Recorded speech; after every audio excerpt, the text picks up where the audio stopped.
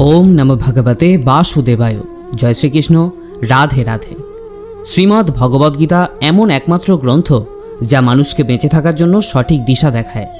ভগবদ্গীতা জীবনে ধর্ম, কর্ম এবং প্রেমের পাঠ শেখায়। ভগবদ্গীতার জ্ঞান মানব জীবন এবং জীবনের পরবর্তী জীবনের জন্য উপযোগী মনে করা হয়। গীতা হলো সম্পূর্ণ জীবন দর্শন, আর যে ব্যক্তি একে যথাযথভাবে অনুসরণ করতে পারে সেই ব্যক্তি সর্বশ্রেষ্ঠ হয়। ভগবদ্গীতায় মোট 18টি অধ্যায় এবং 700টি শ্লোক আছে, যা সবার পক্ষে প্রতিদিন পাঠ করা এবং উপলব্ধি করা সম্ভবপর হয় না। সেই জন্য আজকের অত্যন্ত গুরুত্বপূর্ণ এই ভিডিওতে আমরা ভগবদ্গীতার 111টি উপলব্ধি নিয়ে কথা বলবো, যেটা জানার পর আপনি শ্রীমদ্ ভগবদ্গীতার প্রকৃত অর্থ উপলব্ধি করতে পারবেন। তাই আপনি প্রতিদিন এই ভিডিওটি রাতে ঘুমানোর আগে বা সকালে ঘুম থেকে ওঠার পর অবশ্যই শুনবেন। তাহলে চলুন এগোনো যাক পৃথিবীর সেই মহাজ্ঞানের ভাণ্ডারের দিকে, যা ভগবান শ্রীকৃষ্ণ স্বয়ং নিজের মুখে বলেছিলেন। শ্রীকৃষ্ণ বলেন, এই সংসার আমারই তৈরি মায়া দ্বারা আচ্ছন্ন। এই সংসার আমার দ্বারাই সৃষ্টি হয়েছে। আমি এই সংসারের পালনকর্তা, আবার আমি সব কিছুর বিনাশও করে থাকি। আমি অতীত, বর্তমান এবং ভবিষ্যতের সকল প্রাণীকেই জানি, কিন্তু বাস্তবে আমাকে কেউই জানতে পারে না। তিনি বলেন, অপরায়াম মিতস্তন্যম প্রকৃতিম বিদ্ধি মে পরাম জীবভূতা মহাবাহ জয়েদম ধার্যতে জগৎ। এই নিকৃষ্টা প্রকৃতি ব্যতীত আমার আরেকটি উৎকৃষ্টা প্রকৃতি রয়েছে। সেই প্রকৃতি চৈতন্য স্বরূপা এবং জীবভূতা। সেই শক্তি থেকেই সমস্ত জীব নিঃসৃত হয়ে এই জড় জগৎকে ধারণ করে আছে। ভগবান বলেন, যেমন প্রকাশের জ্যোতি অন্ধকারে ঝলমল করে, একই রকমভাবে সত্যও ঝলমল করে। এজন্য মনুষ্যকে সর্বদা সত্যের পথেই থাকা উচিত। মৃত্যু হলো একটি অটল সত্য, যাকে কখনোই পরিবর্তন করা সম্ভব নয়। যখন থেকে এই সংসারে নির্মাণ হয়েছে তখন থেকেই জন্ম ও মৃত্যু চক্র ঘুরে চলেছে। যেভাবে মনুষ্য তার পুরাতন বস্ত্র পরিত্যাগ করে নতুন বস্ত্র পরিধান করে, ঠিক একই রকমভাবে আত্মাও পুরাতন জীর্ণ শরীর পরিত্যাগ করে নতুন ভৌতিক শরীর ধারণ করে। এটাই হলো প্রকৃতির নিয়ম। এই কঠিন সত্যকে মেনে নিয়ে ভয়মুক্ত হয়ে বর্তমানেই বাঁচা উচিত। যারা প্রকৃত জ্ঞানী ব্যক্তি, তারা না তো মৃত ব্যক্তির জন্য শোক করেন, না তো তাদের জন্য শোক করেন যারা জীবিত আছেন। কারণ তিনি জানেন, যে মারা গেছে সে আবার জন্ম নেবে, আর যে জীবিত আছে সেও একদিন নিশ্চয়ই মারা যাবে। ভগবান শ্রীকৃষ্ণ বলেন, মনের শান্তির থেকে বড় সম্পদ এই পৃথিবীতে আর কোনো কিছুই হতে পারে না। যে ব্যক্তি নিজের মনকে শান্ত রাখতে শিখে গেছে, তার থেকে বড় ধনী এই সংসারে আর কোথাও নেই।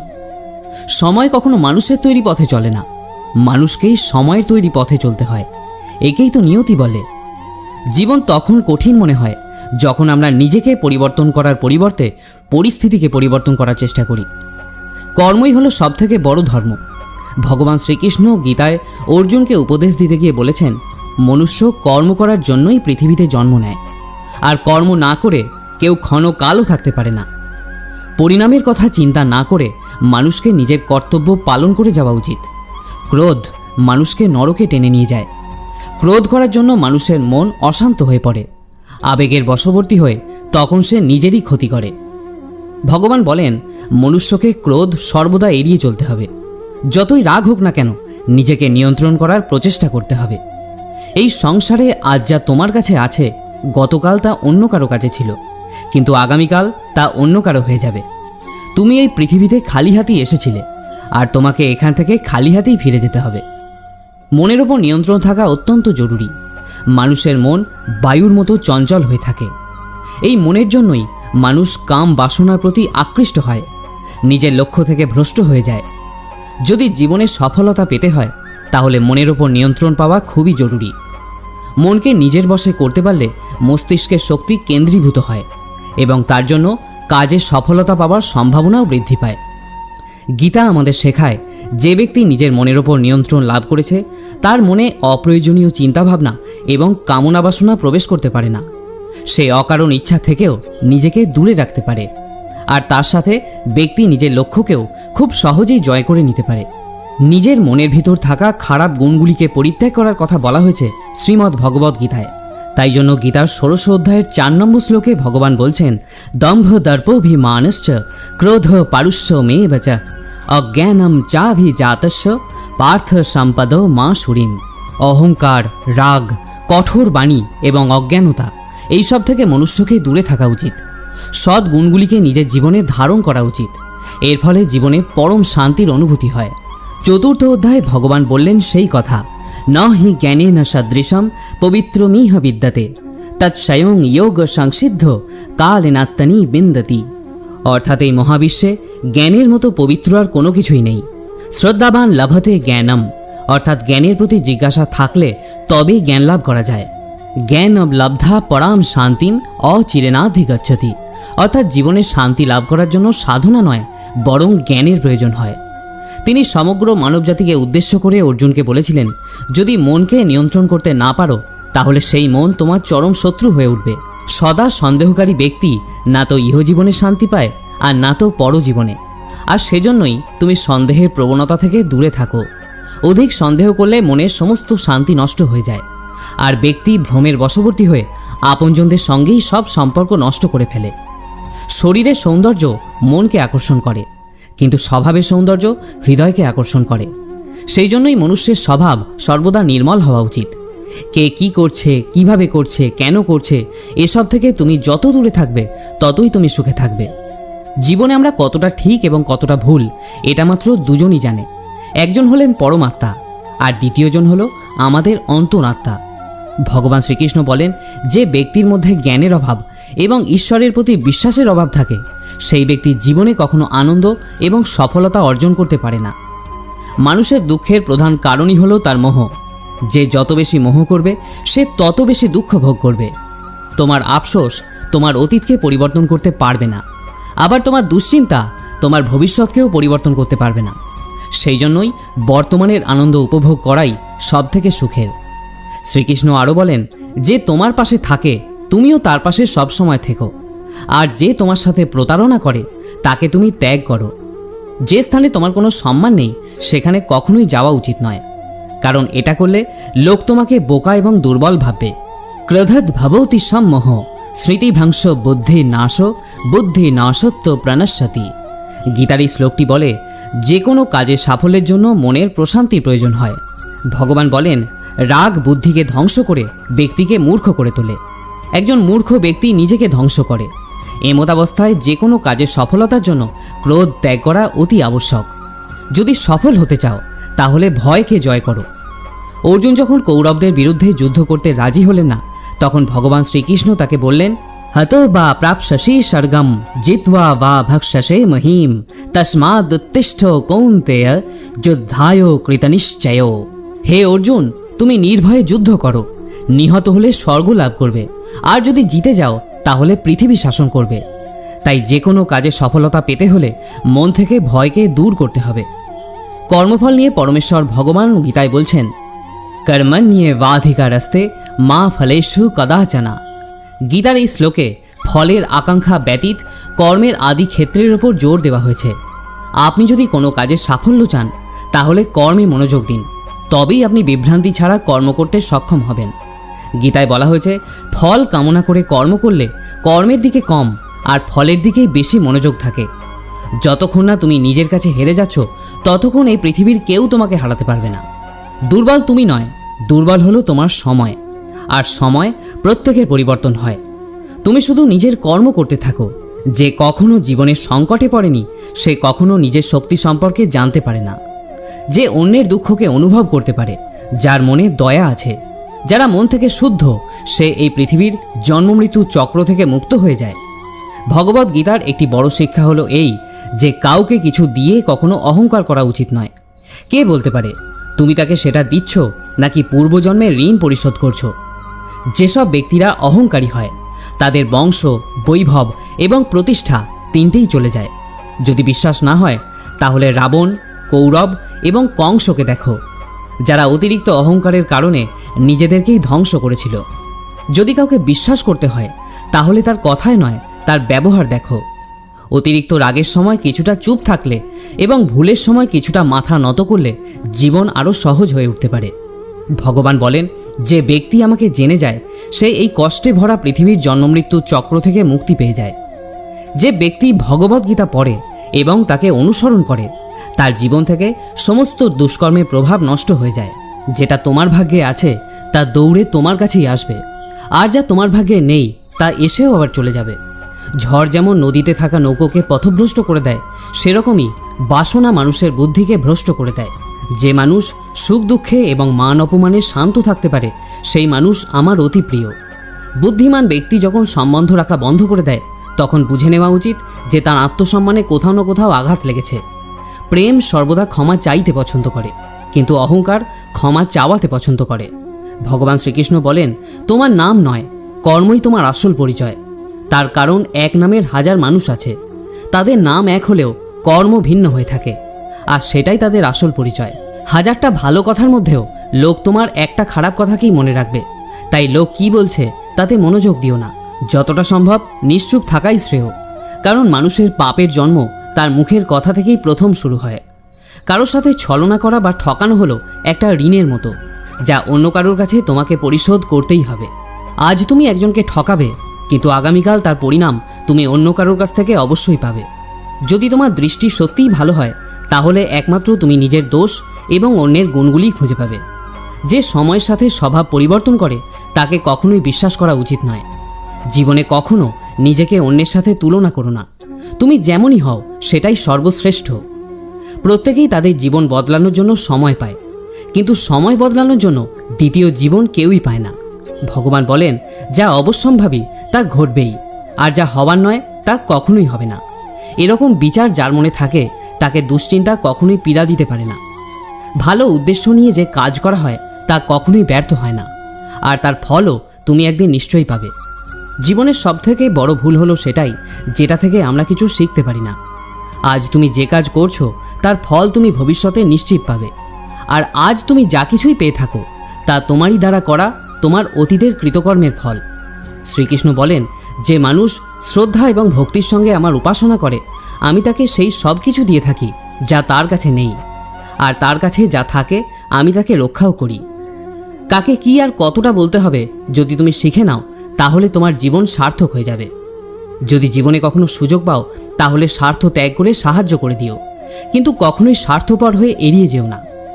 ধর্ম দ্বারা পরিপূর্ণ হৃদয় সর্বদা ধর্মের পরামর্শ দেয়, আর অধর্ম দ্বারা পরিপূর্ণ হৃদয় সর্বদা অধর্ম করারই পরামর্শ দেয়।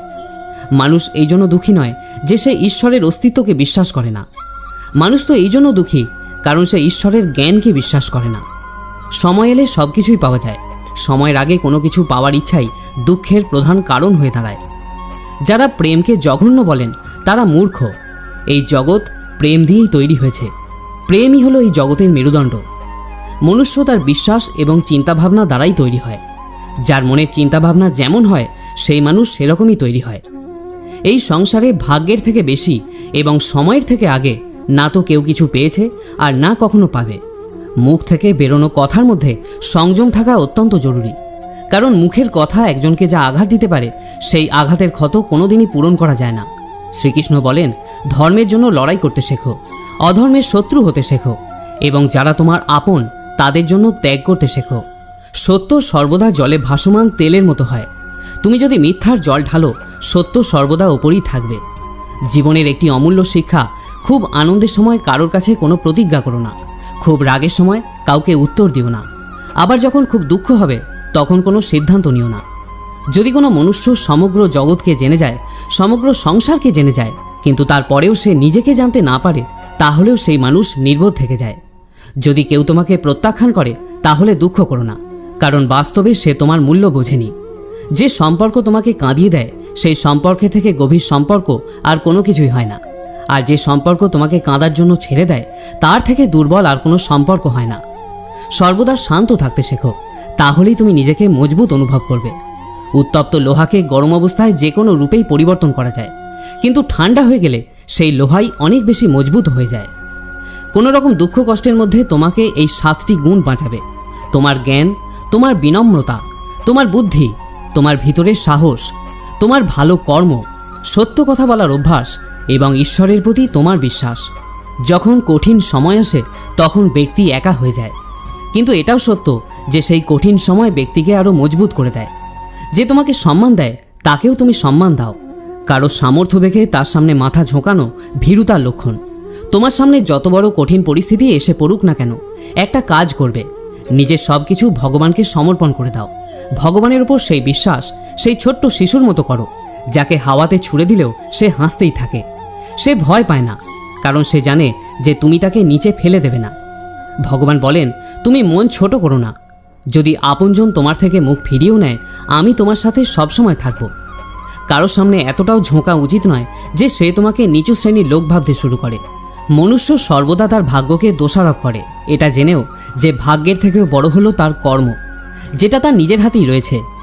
একজন জ্ঞানী ব্যক্তি হলো সেই যে অন্যকে দেখে এবং তার থেকে শিক্ষা লাভ করে, কিন্তু তাকে কখনো ঈর্ষা করে না। এই পৃথিবীতে কেউ কারোর আপন হয় না। মৃতদেহকে শ্মশানে নিয়ে যাওয়ার পর আপনজনই জিজ্ঞাসা করে, আর কতক্ষণ সময় লাগবে? জীবনে দুঃখ পাওয়াও জরুরি, না হলে সুখের গুরুত্ব অনুভব করা যায় না।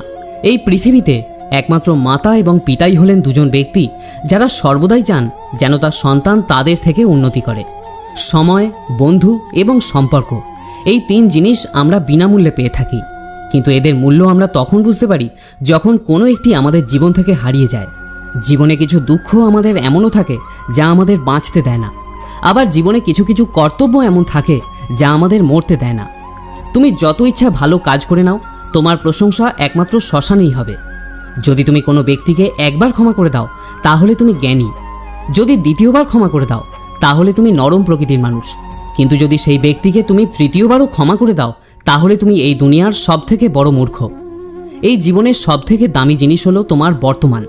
যদি এটা একবার হারিয়ে যায়, পুরো দুনিয়ার সম্পত্তি দিয়েও এটাকে তুমি আর ফিরিয়ে আনতে পারবে না। ঈশ্বরের কাছে কোনো কিছু চাওয়ার পর যদি না পাও, তাহলে ঈশ্বরের ওপর রাগ করো না, কারণ ঈশ্বর তোমাকে সেটা দেন না যেটা তোমার ভালো লাগে। ঈশ্বর তোমাকে সেটাই দেন যেটা তোমার জন্য ভালো। জীবনে এমন একজন থাকাও খুব জরুরি যাকে কিছু বলার জন্য ভাষার প্রয়োজন হয় না, হয়তো তাকেই পরমাত্মা বলা হয়। শ্রীকৃষ্ণ বলেছিলেন, মৃত্যুর সময় কোনো ব্যক্তি যদি আমার নাম করতে করতে দেহত্যাগ করে, তাহলে সে আমার পরম ধাম প্রাপ্ত হয়। ভগবান অর্জুনকে বললেন, হে ভারত, প্রকৃতি আমার গর্ভাধান স্থান। আমি প্রকৃতিতে গর্ভাধান করে থাকি, আর তা থেকেই সর্বভূতের উৎপত্তি হয়। মানুষ, দেবতা এবং অন্যান্য জনিতে যে সকল শরীর উৎপন্ন হয়, আমিই তাদের পিতা এবং প্রকৃতি হলেন তাদের মাতা। হে মহাবাহু, সত্য, রজ এবং তম এই তিন গুণ দেহের মধ্যে আত্মাকে আবদ্ধ করে রাখে। এর মধ্যে সত্যগুণ হলো নির্মল ও নির্দোষ। এই সত্যগুণ আত্মাকে সুখ ও জ্ঞানের সঙ্গ দিয়ে আবদ্ধ করে রাখে। রজগুণ আত্মাকে রাগ, তৃষ্ণা, আসক্তি প্রভৃতি কর্মশক্তি দ্বারা আবদ্ধ রাখে। আর তমগুণ হল জীবের ভ্রান্তি ও অজ্ঞানতার প্রধান কারণ। এই তমগুণ আমোদ প্রমোদ, আলস্য, নিদ্রা প্রভৃতি দ্বারা আত্মাকে আবদ্ধ রাখে। যখনই সকল ইন্দ্রিয় দ্বারা জ্ঞানের প্রকাশ হয় বা নির্মল জ্ঞান উৎপন্ন হয়, তখন বুঝবে সত্যগুণ বৃদ্ধি পেয়েছে। যখন লোভ এবং লালসা প্রকাশিত হয়, তখন বুঝবে রজগুণ বৃদ্ধি পেয়েছে। আর যখন মোহ ঘিরে আসবে, বুদ্ধির বিপর্যয় ঘটবে এবং কর্তব্যে অনীহা আসবে, তখন বুঝবে তমগুণ প্রাধান্য পেয়েছে। সত্যগুণ প্রাপ্ত অবস্থায় যদি জীব দেহত্যাগ করে, তবে সে স্বর্গলোক প্রাপ্ত হয়। যদি রজগুণ থাকা অবস্থায় দেহত্যাগ করে, তবে পরজন্মে কর্মী হয়ে মনুষ্যজনিতেই জন্মগ্রহণ করে থাকে। আর যদি তমগুণ অবস্থায় দেহত্যাগ করে, তবে বোকা, পাগল অথবা অবিবেকী হয়ে এই জাতীয় বিভিন্ন জনিতে জন্মগ্রহণ করে। হে অর্জুন, আমি অব্যক্ত রূপে সমস্ত জগৎ ব্যাপী আছি। সমস্ত জীব সকল আমাতেই অবস্থিত, কিন্তু আমি তাহাতে অবস্থিত নই। যেমন আয়নাতে তুমি নিজের প্রতিবিম্ব দেখতে পাও, অর্থাৎ তুমি আয়নার মধ্যেই আছো, কিন্তু আয়না তোমার মধ্যে নেই। হে কৌন্তেয়, কল্পের শেষে সমস্ত জীব আমাতেই বিলীন হয়, আবার কল্পের আরম্ভে পুনরায় তারা আমার থেকে নির্গত হয়। আমি নিজ প্রকৃতিকে নিজের বশে রেখে নিজ নিজ কর্ম নিমিত্তে স্বভাব অনুযায়ী জীবগণকে বারবার সৃষ্টি করে থাকি। আমার অধিষ্ঠানের জন্যই এই জগৎ প্রসব হয়, এই জন্যই জগৎ বারবার উৎপন্ন হয়। হে কৌন্তেয়, যারা অন্য দেবতায় ভক্তিযুক্ত হয়ে পূজা করে, তারাও আমাকেই পূজা করে, কিন্তু তারা শাস্ত্রবিধি অমান্য করে। আমি সর্বযজ্ঞের ফলদাতা ও ভোক্তা এই তত্ত্ব জানে না বলেই তারা পুনরায় সংসারে পতিত হয়। যারা দেবগণের পূজা করেন তারা দেবলোকে যায়, যারা পিতৃগণের পূজা করেন তারা পিতৃলোকে যায়, যারা যক্ষ ও রক্ষাদির পূজা করেন তারা ভূতলোক প্রাপ্ত হন, কিন্তু যারা আমার ভজনা করেন তারা আমাকেই প্রাপ্ত হন। যিনি আমাকে পত্র, পুষ্প, ফল, জল ইত্যাদি ভক্তিপূর্বক দান করেন, আমি সেই ভক্তের উপহার গ্রহণ করে থাকি। বিষয় চিন্তা করতে করতে মানুষের তাতে আসক্তি জন্মায়। আসক্তি থেকে কামনা, কামনা থেকে ক্রোধ, ক্রোধ থেকে মোহ এবং মোহ থেকে স্মৃতিভ্রংশ ঘটে, আর বুদ্ধি নাশ হলেই বিনাশ ঘটে। কিন্তু যার ইন্দ্রিয় প্রসন্ন চিত্ত এবং বুদ্ধি ঈশ্বরে স্থিত, তিনি অমৃত লাভ করেন। আর যিনি অযুক্ত, যার চিত্ত ঈশ্বরের সমাহিত নয়, তার আত্মা বিষয়ক বুদ্ধিও হয় না। যার আত্মা বিষয়ক বুদ্ধি এবং চিন্তা নেই, তার শান্তিও নেই। আর যার শান্তি নেই, তার সুখ কোথায়? আমাদের মন সকল ইন্দ্রিয়কে পরিচালনা করে। যখন ইন্দ্রিয় সকল মনের অধীন এবং প্রজ্ঞাবান, যার ইন্দ্রিয় সকল বিষয় থেকে নিবৃত হয়েছে, তার প্রজ্ঞা প্রতিষ্ঠিত হয়েছে বলে জানবে। যেমন নদীর জল সমুদ্রে প্রবেশ করে বিলীন হয়ে যায়, তেমনি আত্মাবান ব্যক্তিতে বিষয় সকল প্রবেশ করলেও তাতে চিত্ত বিক্ষিপ্ত না হয়ে স্থির থাকে। এরূপ স্থির আত্মাবান ব্যক্তি শান্তি লাভ করেন। কিন্তু যিনি ভোগ কামনা করেন, তিনি কখনোই শান্তি পান না। যে ব্যক্তি সমস্ত কামনা ত্যাগ করে নিষ্প্রিয় হয়ে বিচরণ করেন, যিনি মমতা শূন্য এবং অহংকার শূন্য, তিনি শান্তিপ্রাপ্ত হন। হে পার্থ, এই স্থিতিপ্রজ্ঞ অবস্থাই হল ব্রাহ্মী স্থিতি। এই অবস্থা প্রাপ্ত হলেই জীবের আর কোনো মোহই থাকে না। মৃত্যুকালে এই অবস্থা বিদ্যমান থাকায় তিনি ব্রহ্মে লীন হয়ে যান, অর্থাৎ তিনি মোক্ষ লাভ করেন। প্রিয় শ্রোতা বন্ধুরা, আজকের পর্বের ভগবদ গীতা সংক্রান্ত এই আলোচনা যদি আপনাকে সমৃদ্ধ করে, তাহলে ভিডিওটিতে অবশ্যই একটি লাইক করবেন। আর যারা এই চ্যানেলের নতুন শ্রোতা, তারা অবশ্যই চ্যানেলটিকে সাবস্ক্রাইব করে রাখুন। আবার দেখা হবে অন্য আরেকটি ভিডিওতে। ততক্ষণের জন্য ভালো থাকুন, সুস্থ থাকুন। জয় শ্রীকৃষ্ণ।